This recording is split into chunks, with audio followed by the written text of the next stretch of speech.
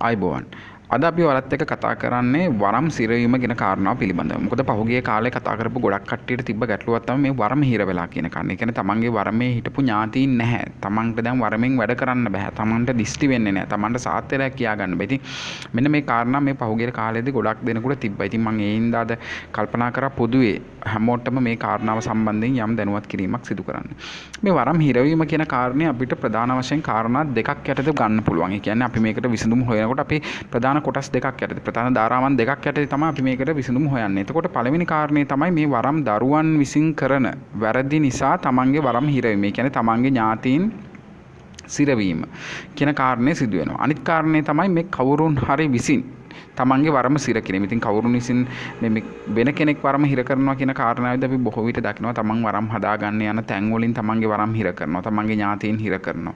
ඉතින් මෙන්න මේ කාරණා දෙක උඩ තමයි මේ වරම් හිරවීම කියන කාරණාව වෙන්නේ. ඉතින් අපි මූලික වශයෙන් බලමු මේ වරම් දරුවන්ගේ විසින් කරන වැරදි නිසා, කියන්නේ වරම් ලාභීන් කරන වැරදි නිසා තමන්ගේ වරම හිර වෙන්නේ මොන වගේ අවස්ථාවලද කියලා. වරම් තියෙන හැමෝම දන්න කාරණාවක් තමයි තමන්ට එන වරම් ඥාතීන්ට පැවරිච්ච රාජකාරියක් සහ කළ හැකි දේවල් ටිකක් තියෙනවා. අපි හැම වෙලේම කියන කාරණාවක් තමයි මේ වරම් දරුවන්ට වරමෙන් තමන්ට හැම දෙයක්ම කරන්න බෑ. කරන්න පුළුවන් දේවල් වල සීමාවල් තියෙනවා තමන්ගේ වරමින්. එතකොට මේ සීමාවල් දැනගෙන තමයි වරම් දරුවන් කටයුතු කරන්න. ඉතින් සමහර අපි සමාජයේ දැකලා තියෙනවා වරම් දරුවන් තමන්ට වරමින් කළ නොහැකි දේවල් සහ අකටයුතුකම් කියන කාරණා කරන අවස්ථාවන්. ඉතින් මෙන්න මේ කාරණා නිසා මේ දරුවෝ තමන්ගේ වරම හිර කරගන්නවා. ඒ කියන්නේ වරමට ඇවිල්ලා ඉන්න ඥාතීන් හිර කරගන්නවා. ඉතින් මම මේ කියන කාරණේ ඔයාලට හරියටම තේරෙන්න මං කිව්වොත් දැන් උදාහරණයක් ලෙස අපි බලමු ඖෂධ වරමක් තියෙන වරම් දරුවෙක්. ඉතින් ඖෂධ වරමකට එන ඥාතියෙක් පින්බල ඥාතියෙක්, පින් තියෙන ඥාතියෙක්. ඉතින් ඒ වගේ ඥාතියෙක් අපි දන්නවා ආවට පස්සේ ඒ ඥාතීන් සමහර වෙලාවට කැමති වෙන්නේ නැහැ මේ වින බන්ධන කියන දේවල් කපන්න. ඒ කියන්නේ භූමිය වල තියෙන විනයට අහුවිච්ච යම් යක්ෂ බලවේග අයින් කරගන්න ඒ වගේ කාරණා වලට මේ ඖෂධ වරම් වලට ආපු ඥාතීන් කැමති නැහැ. නමුත් ඒ වරම තියෙන දරුවන්ට ඒ වැඩ කටයුතු කරගන්න පුළුවන් තව වෙන ක්‍රම තියෙනවා. ඒ කියන්නේ ඒ ඥාතියාගෙන් වැඩ ගන්න නැතුව ඖෂධ වරම අරන් ආපු ඥාතියාගෙන් මේ කාරණේ කර නොගෙන කරන්න පුළුවන් ක්‍රම තියෙනවා. නමුත් මේ වරම පිළිබඳවත් වරමේ ස්වභාවය පිළිබඳවත් එතකොට මේ වරම් කියන දේ මේ වරම් කියන ශේෂ්ත්‍රයේ පිළිබඳ දැනුම නැතිවිච්චහම වරම් දරුවන් අර ඒ අවස්ථාවට අනුකූලව කරන්න ඕන මොකද්ද කියන එක ඒ දරුවන් දන්නේ නැහැ. දරුවන්ට දැනුම නැහැ. මග පෙන්වීමක් නැහැ. හරි ගුරුවරයෙක් නැහැ. ඉතින් මෙන්න මේ කාරණා නිසා තමන් කරන්න යන වැරදි ආකාරයේ කටයුතු නිසා තමන්ගේ වරමේ ඉන්න ඥාතීන් හිර වෙන්න පුළුවන්. ඉතින් සමහර අවස්ථාවලදී අපි දන්නවා යම් වින බන්ධන කපන්න ගියපුවාම තමන්ගේ වරමේ ඉන්න ඥාතීනුත් අයින් වෙලා යන අවස්ථාවල්, ඥාතීන් හිර වෙන අවස්ථාවල් තියෙනවා.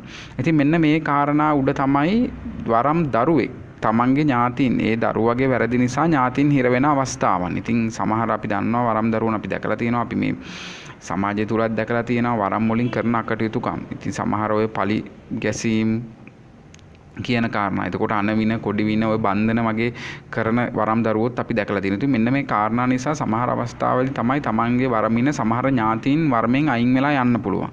ඒ ඥාතීන් ආය වරමට නොවන අවස්ථාවල් තියෙනවා. ඉතින් සමහර තියෙනවා අපි දන්නවා වරම් ඥාතීන්ට තහංචි කියන කාරණේ වැටෙන අවස්ථාවල්. ඉතින් වරම් ඥාතීන් සමහර වෙලාවට අපි දන්නවා නීච වෙන අවස්ථාවල් තියෙනවා. ඉතින් තව සමහර දේවල් අවස්ථාවල් තියෙනවා ඔය දේව උදහසට වගේ ලක් වෙන අවස්ථාවලුත් තියෙනවා. ඉතින් මෙන්න මේ වගේ කාරණාත් එක්ක තමයි වරන් ලාභීන් කරන වැරදි නිසා තමන්ගේ වරම හිර වෙන අවස්ථාවන්. ඉතින් මීට අමතරව දැන් මෙතන ප්‍රධානම හේතුව මේ රටේ තියෙන ප්‍රධානම අනිත් කාරණාව තමයි මේ වරම් හදාගන්න ගියාට පස්සේ මේ දේවාලවල ඉන්න කට්ටිය ඥාතීන් හිර කරන කාරණේ.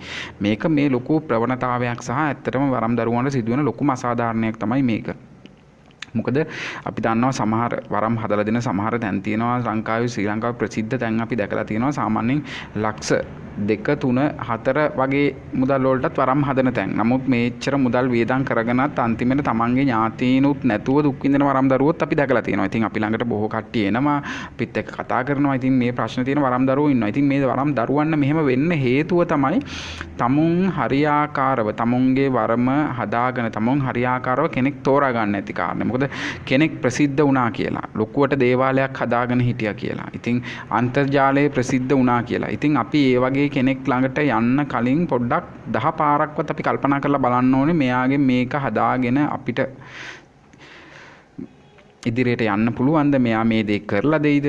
ඉතින් මේ වගේ කාරණා අපි දන්නවා සමහර තැන් වලින් වරම් හදාගත්තට පස්සේ වරම් හදාගත්ත කට්ටියත් එක්ක එතනින් එහාට කතා කරන්නවත් බෑ. ඒ තරම් එයාලා උදව්වක් කරන්නවත් එන්නේ නැති අවස්ථා අපි දැකලා තියෙනවා. ඉතින් මෙන්න මේවා තමයි තියෙන කාරණා. තමන් ගුරුවරයෙක් තෝරගන්නකොට තමන්ට ඒ ගුරුවරයා ජීවිත කාලෙම ඉන්න ගුරුවරයෙක් වෙන්න ඕනේ. තමන්ගේ ඕන ගැටලුවක් ඕන වෙලාවක කතා කරලා තමන්ට උදව්වක් ගන්න පුළුවන් වෙන්න ඕනේ තමන් තෝරාගන්න ගුරුවරයා. ඉතින් මෙන්න මේ කාරණා ගැන වරම් දරුවන් සැලකිලිමත් වෙන්න වරම් හදාගන්න යනකොට. ඉතින් අද අපි මේ කතාවට මූලාරම්භය අපි මේ කතාවටද හේතු වුණේ මේ වරම් සිර කිරීම. කියන්නේ මේ දේවාල වලින් සිදු කරන වරම් හිර කිරීම. ඉතින් මේ වරම් හිර කිරීම වලින් කොහොමද වරම් තමන්ගේ වරම ඥාතීන් ගලවගන්නේ කියන කාරණාව තමයි අද ප්‍රධාන වශයෙන් මම කතා කරන්නේ. ඉතින් වරම්ක ඉන්න ඥාතියෙක් හිර වුණාට පස්සේ අපිට ප්‍රධාන වශයෙන් අපිට ඒ දේ දැනෙන ආකාර ටිකක් තියෙනවා. ඒ කියන්නේ සමහර විට තමන්ට ලෙඩ අසනීපකම් තියෙන්න පුළුවන්. අධික ඔළුවේ කැක්කුම කියන කාරණේ තියෙන්න පුළුවන්. ඉතින් ඇඟේ අමාරුකම්. එතකොට සාමාන්‍යයෙන් අපි දන්නවා මේ දනිස් කැක්කුම් ශරීරයේ පණ නැතිවීම. ඉතින් ඒ සමහර අය ශරීරය අපි දන්නවා කෙට්ටු වෙලා යනවා. ඉතින් ලෙඩ අසනීප වැඩි වෙනවා. ඉතින් මේ වගේ කාරණා තියෙනවා මේ වරම් හිර වුණාට පස්සේ.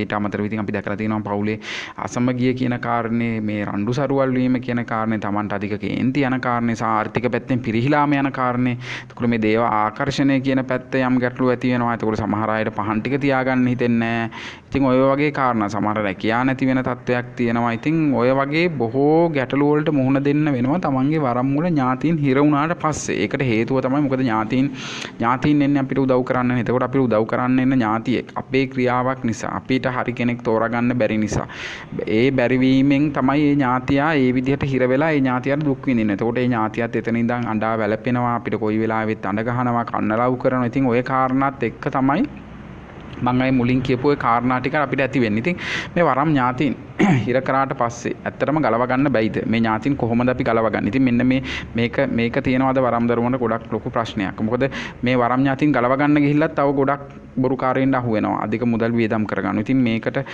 තියෙන ප්‍රධානම පිළියම වෙන්නේ තමන් හරි කෙනෙක් තෝරගන්න ඕනේ. වරමක ඥාතීන් ගලව ගැනීමේ ක්‍රියාවලිය තියෙනවා අධීර කීපයක් යටතේ අපිට කරන්න පුළුවන් දේවල්. ඉතින් මොන කාරණයකට තමන්ගේ ඥාතියා හිර වෙලා කියලා තමන් දැනගත්ත මොහොතේ ඉඳන් තමන් කරන්න අවශ්‍ය කාරණා ටික තමයි ඥාතියා පුළුවන් තරම් බල කරන එක. පුළුවන් තරම් බෝධි පූජා තියෙන එක. පුළුවන් තරම් පින් දහම් කටයුතු කරලා පුළුවන් තරම් ඥාතියට පින් පමුණවන්න. මොකද ඥාතියා ඉන්න තැන ඥාතියා හිර වුණොත් අනිවාර්යෙන් ඒ ඥාතියා දුබල වෙනවා. මොකද ඥාතියා එතනින් ගැලවෙන්න උත්සාහ කරන්න ඥාතියාගේ පින්බලේ අඩු වෙලා යනවා, ඥාතියාගේ ශක්තිය අඩු වෙලා යනවා. ඊට පස්සේ ඥාතියා නිකන් අර දුබල කෙනෙක් බවට පත් වෙනවා. අන්න එහෙම ඥාතියා දුබල වුණාට පස්සේ ඥාතියාව හිර කරගත්ත කෙනාට ලේසි ඥාතියාගෙන් වැඩ ගන්න. ඒ කියන්නේ ඥාතියාව යම් පීඩනයකට යම් අසරණ භාවයකට පත් කළා ඥාතියාගෙන් වැඩ කරගන්න පුළුවන්. ඉතින් මෙන්න මේ කාරණේ නිසා තමයි අපි කියන්නේ හැම වෙලේම ඥාතියා තමන්ගේ වරම ඥාතියා හිර වෙලා කියලා තමන් දන්නවා නම්, තමන්ට දැනෙනවා නම්, තමන්ට කවුරු හරි කිව්වා නම් තමන් අනිවාර්යෙන් මූලිකව මෙදා ඉඳන් තමන් කරන්න ඕන දේ තමයි ඥාතියාව බල කරන එක. ඥාතියාව අපි ශක්තිමත් කරලා තියෙන තරමටම ඒ ඥාතියාව හිර කරගත්ත කෙනාට ඥාතියාගෙන් වැඩ කරගන්න අමාරුයි. ඥාතියාව පාලනය කරගන්න අමාරුයි. ඉතින් අනිවාර්යෙන් තමන්ගේ ඥාතිය කිර වෙලා නම් තමන් අනිවාර්යෙන් බෝධි පූජා ටිකක් තියාගන්න ඕනේ.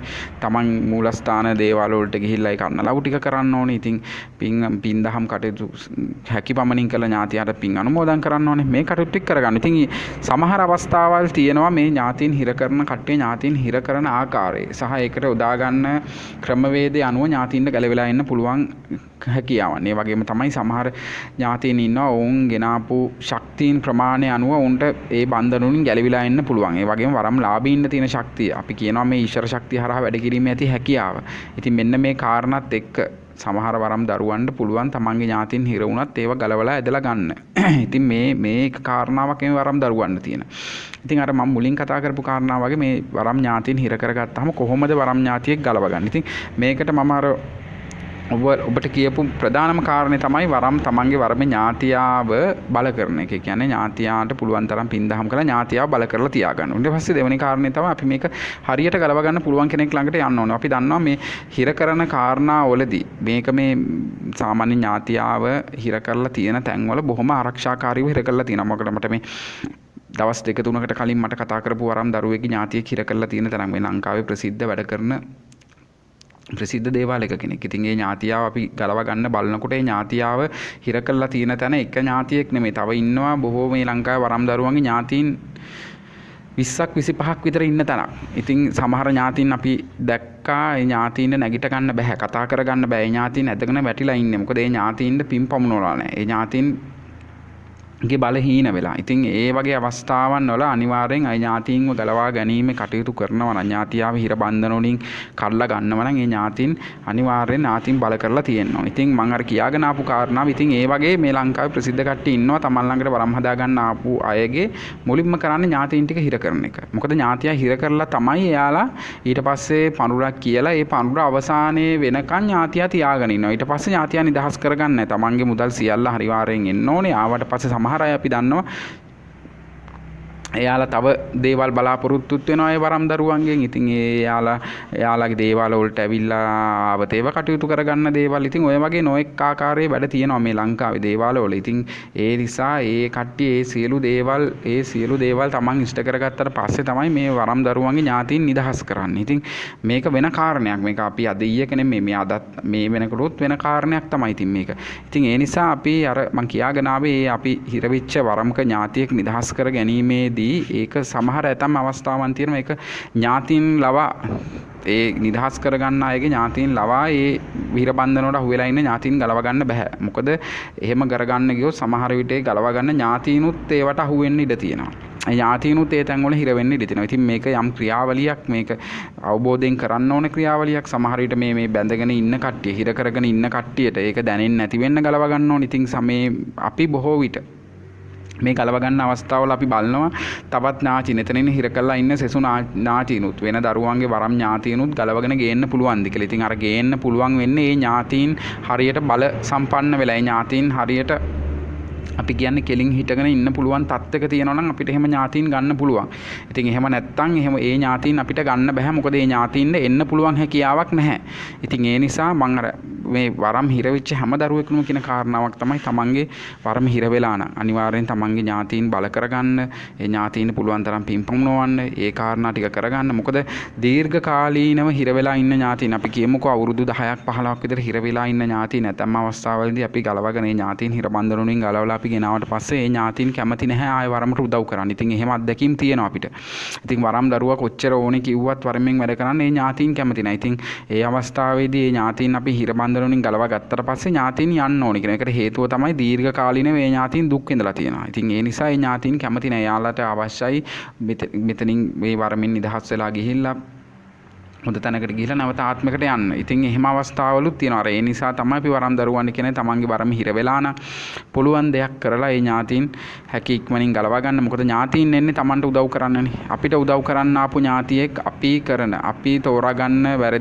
තෝරා ගැනීමක් නිසා අපි තෝරා ගන්න වැරදි ගුරුවරයෙක් නිසා ඒ ඥාතීන් හිර වෙලා දුක් විඳිනවා නම් ඒක ඇත්තටම ඒ වරම් දරුවන්වත් යම් අකුසලයක්. මොකද ඒක තමන්ට උදව් කරන්න එන කෙනෙක්නේ. තමන්ට උදව් කරලා තමන්ගේ ජීවිතේ යම් මට්ටමකට අපි කියනවා හොඳ තැනකට පත් කරන්න එන වරම් ඥාතියෙක්. මේ ඥාතියත් පින් දහම් කරගෙන ඥාතියත් පින් අරගෙන වරම් දරුවන්ටත් පින් අතේ වැඩ ටික කරගන්න අවස්ථාව සලසලා සමාජයේ ඉන්න මිනිස්සුන්ටත් හොදක් කරලා දෙන්න එන ඥාතීන් ඒ විදිහට හිර බන්ධන වලට අහු වුණාට පස්සේ ඥාතීනුත් ඊට පස්සේ කැමති නැහැ වරමෙන් වැඩ කරන්න සහ ඒ දරුවන්ට උදව් උපකාර කරන්න. ඉතින් ඕක තමයි මේ වරම් ඥාතීන් හිර වෙච්චාම වෙන ගැටලු ටික.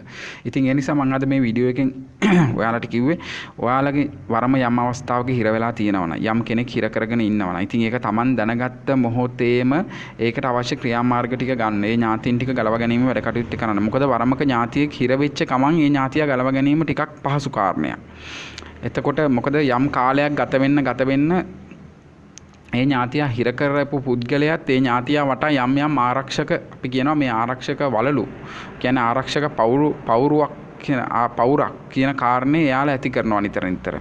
එතකොට ඒ ඥාතියා ගලව ගන්න යනකොට හරියට මේක නිකන් අර බන්ධනාගාරයක් ඇතුළට ගිහිල්ලා සිරකාරයෙක් අරන් එනවා හා සමාන කාරණයක්. මොකද වට තියෙන ආරක්ෂක පවුරු ප්‍රමාණය වැඩි වෙනවා ඉන්න.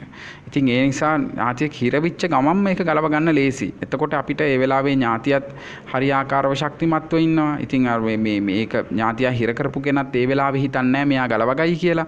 ඉතින් ඒ නිසා ඒ වෙලාවට ටක් ගාලේ වැටික් කරගන්න ලේසි. ඉතින් මම අර ඔබට කියන්නේ ඒකයි. මොකද වරම් අනිත් කාරණේ තමයි ඥාතියෙක් හිර වුණාට පස්සේ වරම් දරුවෙක් මානසිකව වැටෙනවා සෑහෙන ප්‍රමාණයක්. ඒ දරුවට කරගන්න දෙයක් නැති වෙනවා. උදව්වක් ඉල්ල ගන්න කෙනෙක් නැත. මොකද වරම් හදාගන්න බොහෝ මුදලක් වියදම් කරලා එන්න පුළුවන් තියෙන. ඊට පස්සේ පවුලේ කෙනෙක් උදව් කරන්න නැති වෙනවා. කවුරුත් තමන්ව විශ්වාස කරන්නේ නැති වෙනවා. ඉතින් ඔය කාරණාත් එක්ක වරම් දරුවොත් මානසිකව වැටෙනවා. ඊට පස්සේ තමන්ට ශාරීරිකව මානසික වෙන යම් පීඩා වේදනා මේ කාරණාත් එක්ක වරමත් හිර වුණාට පස්සේ සමහර අය අපි දන්නවා වරම් හදාගන්න යනකොටම දේවාලයම හදාගෙන තියෙන්නේ. ඉතින් මේ කාරණාක් තියෙනවා. ඉතින් මේවත් එක්ක ඊට පස්සේ සමාජයෙන් එන යම් පීඩනයන් ඉතින් මේ සියලු දේත් එක්ක වරම් දරුවෝ සෑහෙන මානසිකව වැටුණාට පස්සේ මේ වරම් ඥාතීන් නිදහස් කරගෙන ගන්නවා කියන කාරණේ හරි අමාරුයි. හරි අසීරු කාරණයක්.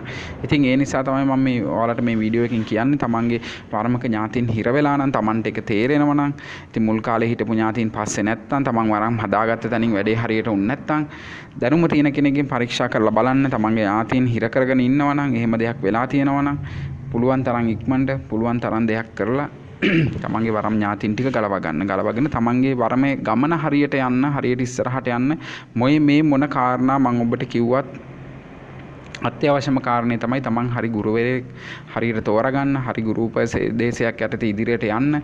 ඉතින් මොකද තමන්ට එන හැම ප්‍රශ්නයකදීම තමන්ව ගලව ගන්න ඉන්නේ තමන්ගේ ගුරුවරයා. ඉතින් ගුරුවරයා කියන කාරණේ අත්‍යවශ්‍යමයි මේ වරම් කියන විෂයේදී. මේ වරමකින් තමන් ඉදිරියට යනවා නම් ගුරුවරයෙක් කියන කාරණේ අත්‍යවශ්‍යම වෙනවා.